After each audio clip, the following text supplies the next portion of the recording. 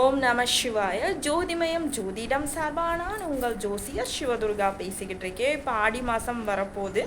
ஒரே அம்மன் கோவில்களில் விசேஷம்தான். வெள்ளிக்கிழமைகளில் பொங்கல், ஞாயிற்றுக்கிழமைகளில் கூழ் ஊற்றுறது ஒரே திருவிழாவாக தான் இருக்கும். ஒரு சிலர் வீட்டில் கூழ் ஊற்றிட்டு இருந்திருப்பாங்க. ஏதோ ஒரு காரணத்தால் ஊற்ற முடியாத சுச்சுவேஷன் இருக்கக்கூடியவங்களுக்காக இந்த பதிவு.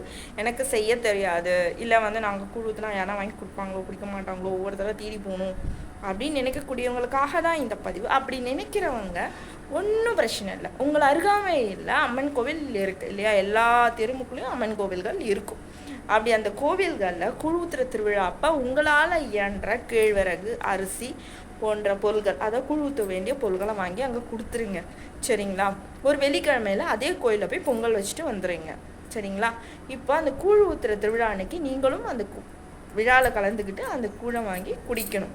சரிங்களா? அப்படி குடிக்கும் பொழுது நீங்கள் கூழ் ஊற்றுன பலனை நீங்கள் அடைஞ்சிடுவீங்க. சரிங்களா?